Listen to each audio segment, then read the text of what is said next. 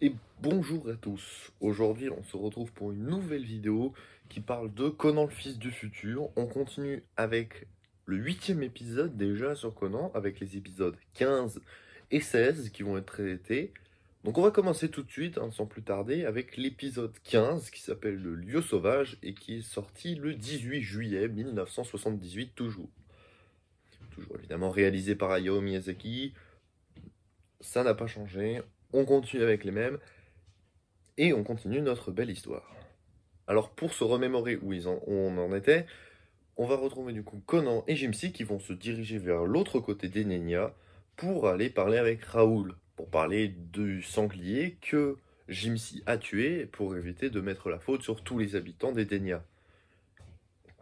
Ils veulent donc dire c'est eux et donc ils vont traverser une barrière pour aller retrouver de l'autre côté Raoul et parler de ça.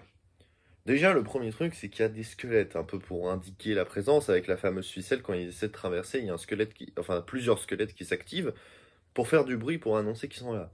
Après avoir passé une barrière qui montre clairement une séparation. Ce qui montre déjà une chose. Il y a vraiment une scission claire entre les deux parties de l'île. Ça, on l'avait déjà compris, ça avait déjà été indiqué dans les épisodes précédents, mais on a encore plus cet appui juste par ces simples barrières en bois et ces petits squelettes qui sont là. Ensuite, des gens masqués vont les poursuivre, et après avoir couru un peu partout, ils finissent par se faire capturer. On se rendra compte que l'un d'entre eux, je crois qu'ils sont 3 ou 4, est en fait la sœur de Raoul, à savoir Terra, et donc ils vont se faire capturer et être amenés à Raoul de cette façon. Raoul ne va pas croire l'histoire de Jimsy, comme quoi Jimsy n'est pas capable de tuer, et un sanglier de cette taille-là, mais Conan et Jimsy vont prouver qu'ils en sont capables en capturant un autre sanglier. Pendant ce temps, Lana, qui était inquiète, essaie de les chercher et va du coup retourner voir Raoul aussi en étant persuadée qu'ils sont là. Et elle avait raison. Mais, elle ne la trouvera pas directement. En tout cas, pas dans la première partie de l'épisode 15. Dans la deuxième partie de l'épisode 15, on a déjà, bon, encore plus l'appui que Raoul, bah, c'est un peu un connard, tu vois. C'est quelqu'un qui trompe les gens, qui fait aucun travail, qui se sert des autres, et qui est là un peu pour aussi détruire la relation entre Jimsy et Conan, en disant Jimsy veut rester, il essaie de l'amadouer un peu avec le cheval, la viande, tout ça, en disant t'auras un bon travail, etc. Et Conan, lui, il comprend un peu le truc et il décide de se barrer, mais il refuse en fait de s'en aller sans son ami Jimsy, ce qui peut tout à fait se comprendre. Finalement, ils vont s'en sortir grâce à Lana, qui va donner un cadeau précieux à Raoul. On en avait déjà entendu parler de ce cadeau, on ne savait pas ce que c'était, d'un truc que Raoul voulait absolument et que Lana avait. C'est donc un souvenir de sa mère, qui est décédée, on s'en doute, il y a un petit moment. C'est en fait une pierre précieuse qui doit valoir un peu cher. Même si je pense que la valeur de l'argent n'a plus grand intérêt dans ce monde là, mais bon, bref. Et donc on a une scène très intéressante qui va intervenir à la fin de cet épisode 15. Où Lana, contre toute attente, parce que Connor veut se battre, etc., pour protéger Lana et l'empêcher de donner ce cadeau qui lui est cher, et bah Lana va décider simplement, sous le feu de l'action, d'un peu gifler Conan. Alors c'est quelque chose d'anecdotique finalement, c'est pas grave, hein, mais c'est plutôt surprenant connaissant le caractère assez réservé, sensible et timide de Lana. Le personnage s'est un peu débordé. Bon, après, la séquence suivante, Lana va regretter et va se mettre encore à pleurer. Alors, moi j'ai déjà dit que Lana, c'était largement pas le personnage féminin qui définit l'archétype du personnage féminin Ghibli. Disons qu'on en a déjà parlé, que ce soit Conan et le château de Cagliostro, mais ça j'en ai pas encore parlé, on en reviendra. Disons que c'est pas là qu'on va trouver les vrais personnages féminins de Ghibli. L'essence du personnage féminin Ghibli, ça viendra à partir de Nausicaa. Ça viendra pas avant. Bon, j'ai envie de dire, c'est pas grave, c'est un détail, mais moi ça m'empêche pas que j'aime beaucoup Lana et ce personnage est plutôt sympa à regarder, même si c'est vrai qu'elle est un petit peu pleurnicharde très souvent. Ce qui est dommage parce que franchement ce personnage est vraiment très bien, hein, et c'est. Moi je trouve ça un peu bête, mais bon, c'est mon avis. Après cette séquence, finalement, Lana va se réconcilier un peu avec Conan et Jimsy. Conan il va s'excuser aussi, et Conan et Jimsy prennent la décision de construire une maison. On sait pas ce que ça donnera, et c'est comme ça que l'épisode 15 va se terminer. sur la décision que Conan et Gypsy vont se construire une maison pour faire partie du village. C'est ce que Conan explique à Lana en disant « c'est ce que j'ai compris, il faut que je construise une maison, enfin il faut qu'on habite dans une maison pour faire vraiment partie du village. » Et c'est comme ça que l'épisode 15 se conclut. Note assez positive pour terminer cet épisode et cette séquence un petit peu particulière où Lana s'effondre après avoir giflé justement Conan. Ce qui était plutôt logique mais très surprenant. Le fait qu'il ait giflé Conan c'est pas n'importe quoi, ça a du sens, mais ça a plutôt surpris. Moi je vous avoue que j'étais un peu surpris. Je dirais pas choqué, hein, non pas choqué, mais surpris. C'est le bon terme. Justement, l'épisode 16 s'appelle La maison de Conan et Gypsy. Sorti un petit peu plus tard, vu que là on était au 18 juillet 78, là ce sera le 1er août 78. Il va y avoir donc 2 semaines. Bon, bah voilà, il y a une pause, etc. C'est peut-être les vacances d'été, je sais pas. Mais en tout cas, la semaine, la semaine d'après, donc à savoir le 25 juillet, bah il n'y a pas eu d'épisode diffusé. L'épisode 16, ce sera le 1er août. Bon, bah c'est comme ça, qu'est-ce que tu veux que je te dise? L'épisode 16 va commencer d'une façon assez intéressante. On va commencer directement dans le cauchemar de Lana, où Lana va voir la machine volante de son grand-père, le professeur Rao, se faire brûler et un peu s'écrouler. Bon, bah là, c'est compliqué. Juste après avoir se souvenir de cette poursuite dans la ville morte, avec 2 gardes qui la poursuivaient. Une séquence qu'on avait donc déjà vue à l'épisode... oula, que je dise pas de bêtises, épisode 11, 12. Ouah, non, je me rappelle déjà plus. Ouh, c'est gravissime. 12, il me semble. Ou 11. Bref, peu importe. Enfin, une séquence qu'on avait déjà vue. Et donc, on comprend donc le message. C'est ce que Lana va analyser. Elle va dire, moi, j'ai compris un message. J'ai compris quelque chose de la part de mon grand-père. Mon grand-père a essayé de me parler. Mais à travers le fait qu'elle dormait. Moi, je trouve ça étrange. Moi, je mettrais plutôt ça sur le dos d'un cauchemar. Je pense pas que ce soit vraiment une communication. Même si la fin de l'épisode me donnera tort, je considère que c'est plutôt une vision, un cauchemar, etc.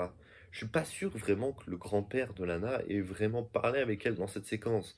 À travers son sommeil, c'est pas très très logique par rapport à comment ça se faisait avant. Moi, c'est une petite théorie que je mets, c'est que c'est une vision de Lana plutôt qu'un vrai dialogue avec son grand-père. Je peux me tromper, et à vrai dire, on n'a pas moyen de me contredire, mais ni moyen de dire que j'ai raison. Donc, c'est un peu une théorie en l'air, j'ai envie de dire. Une théorie légère, hein, c'est pas une grosse théorie non plus, hein, on va se calmer. Cet animé ne prête pas vraiment aux énormes théories. Hein. Bon. Et finalement, bah, Lana va se faire emmener par Conan, son oncle, l'oncle de Lana du coup, et un autre mec, sur un bateau, pour aller voir le village des orphelins. Un village donc habité par des gens malheureusement un petit peu sous domination de Raoul. On les avait vus à l'épisode 15, un passage où Gypsy était devenu en quelque sorte un gardien et la petite sœur de Raoul va lui dire je vais tuer le agneau machin, vous vous souvenez machin. Mais cet agneau était à ces fameux villageois des orphelins. Et donc, bah, ils sont pas acceptés, etc. Et Gypsy a protégé finalement l'agneau. Donc bref, on retrouve ce village des orphelins avec les mêmes personnages, etc. Et donc, c'est un peu contre le pouvoir de Raoul de faire venir ce bateau pour échanger des marchandises avec ce village. Ce qui va apporter un conflit de plus. La décision va être faite que simplement, bah, ça va amener plus tard à une vengeance de Raoul. Ça, on en reviendra juste après, ce sera dans la deuxième partie de l'épisode 16. Et on s'est rendu compte que du coup, dans le village, bah, Gypsy, il élève des petits cochons. Ça y est, il arrête de bouffer des animaux et il s'en occupe. Ça, c'est déjà une bonne chose. Bravo, Gypsy. Un peu plus tard dans l'épisode, on va avoir le capitaine Dice qui va faire quelque chose d'assez intriguant. Il va en fait parler avec Raoul et va, en échange d'une montre, va lui donner une montre à Raoul, dire « Allez, tu vas m'aider pour renflouer mon bateau. » Pour pouvoir le remettre d'aplomb et pour pouvoir que... Je sais pas ce qu'il veut faire en fait exactement avec son barracuda, peut-être repartir, et on sait pas encore. Mais en échange, bah, Raoul veut quelque chose. Et Dice propose simplement le robot. Il va l'extraire et va le présenter et sa puissance de ce robot dans la deuxième partie de l'épisode 16. Le souci, c'est que sans le vouloir, le capitaine Dice, qui est souvent assez marrant dans ce qu'il fait, pas très habile, pas très malin, va donner une possibilité à Raoul de l'arnaquer et de se venger sur Conan et Gypsy. En fait, le capitaine Dice provoque sans le vouloir beaucoup de choses assez mauvaises pour nos protagonistes. Du coup, on en vient même à se demander des fois, est-ce que c'est vraiment un protagoniste? La réponse est oui, c'est toujours un protagoniste, mais c'est vrai qu'il est un petit peu stupide. Il ne fait pas toujours les bons choix. Mais bon, c'est pour sauver son Barracuda. Et justement, dans cette deuxième partie de l'épisode 16, avec le robot et après la démonstration, Conan et toute la bande de Raoul vont se remettre devant la cabane de Gypsy et Conan, que Lana a visité juste avant. Alors juste avant de reparler de cette séquence que je suis en train de développer, revenons sur la séquence de la visite de la cabane par Lana, où va y avoir un discours très intéressant entre Conan et Lana, un petit dialogue plutôt. Lana et Conan vont se lier encore plus avec ce côté de « je t'accompagnerai où tu iras ». C'est vraiment de plus en plus fort entre les deux, mais ça on l'avait compris depuis assez longtemps. Et donc on va revenir à ce passage où le capitaine Dice, sous un peu les ordres de Raoul, va décider de mettre le feu à la cabane. Il va pas le faire, mais il va le préparer, et c'est finalement en fait les membres de Raoul qui vont mettre feu à la cabane, mais Gypsy et Conan se sont barrés avant. Pourquoi? Parce que simplement un bateau d'industrie militaire, peut-être avec Lepka à bord, qui sait, et Monstri peut-être, qu'on n'a pas vu depuis longtemps, et arrivent aux abords d'Edenia et menacent l'île. L'épisode s'arrête ainsi, avec un peu la panique à bord, tout le monde est là, tout le monde est sur le qui-vive. Raoul revient chez lui, Lana, Conan et Gypsy sont réunis, le capitaine Dice, il se court partout et il regarde un peu ce qui se passe au loin. On voit des militaires qui arrivent, qui s'approchent, et l'épisode 16 se termine ainsi. Donc ça nous montre qu'il va se passer des dingueries certainement à l'épisode 17. L'épisode 17, je vous le dis déjà, s'appelle Le Combat. Et ça, on en reviendra dans 2 semaines. Il va se passer des choses, l'animé se précipite gentiment vers sa fin, et je trouve cet épisode 16 comme l'un des derniers à se mettre vraiment dans la position de l'avant-finale. C'est-à-dire que là, à partir de l'épisode 17, on va rentrer dans l'espèce de conclusion. Alors vous me direz, c'est encore tôt, il y a 26 épisodes, mais on s'approche gentiment vers quelque chose de beaucoup plus sérieux.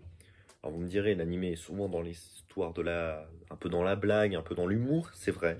Mais l'animé va encore plus plonger dans son sérieux, parce qu'il y a quand même des propos sérieux au fond de cet animé. On l'avait vu à l'épisode 11, on l'avait vu dans d'autres épisodes, notamment à l'épisode 10, 11 et 12. Et puis là, on le voit encore dans l'épisode 16. Et ça va se poursuivre de plus en plus, et ça va de plus en plus accentuer sur quelque chose de fort. Quelle sera la conclusion? Je dis fort parce que pour être très vague, pour pas un peu dire ce qui va se passer, on en revient dans 2 semaines. Ce sera pour une prochaine fois, ce sera pour le 9e épisode avec les épisodes 17 et 18. Et sur ce, je vous dis à la semaine prochaine. On va se retrouver la semaine prochaine pour un film extrêmement récent, vu qu'on va parler d'un film de 2022, donc un film qui est disponible sur Netflix. J'en dis pas plus, mais c'est un film d'animation assez sympa. Je dirais pas du tout l'un des plus inoubliables de mon histoire, mais il est plutôt sympa. On en reparle évidemment la semaine prochaine, et dans 2 semaines, on poursuit Conan, le fils du futur. Ne vous inquiétez pas, Conan ne va pas durer éternellement après les 26 épisodes. Et un petit clin d'œil au film d'animation Conan, le fils du futur, qui est un espèce d'épisode 27 plus ou moins. On en reviendra dessus, on reviendra dessus. On passera tout de suite à Evangelion. Cette petit film d'animation, j'en parlerai directement dans le dernier, dans la 13e partie sur les épisodes 25 et 26. Et après 25-26, plus le film d'animation, on parlera évidemment tout de suite d'Evangelion la semaine, 2 semaines après, du coup, dans la session suivante. Et Evangelion, comme je vous l'ai dit, on va avoir beaucoup de choses à dire sur Evangelion. C'est vrai que là, je fais beaucoup de résumés, pas beaucoup d'analyses, parce que Conan ne s'y prête pas vraiment. C'est un animé qui est plutôt léger dans son ambiance, même s'il y a un vrai fond de pensée derrière l'animé. C'est pas un animé juste pour une blague, quand même. Ça reste Hayao Miyazaki. Et sur ce, je vous dis définitivement, à plus tout le monde.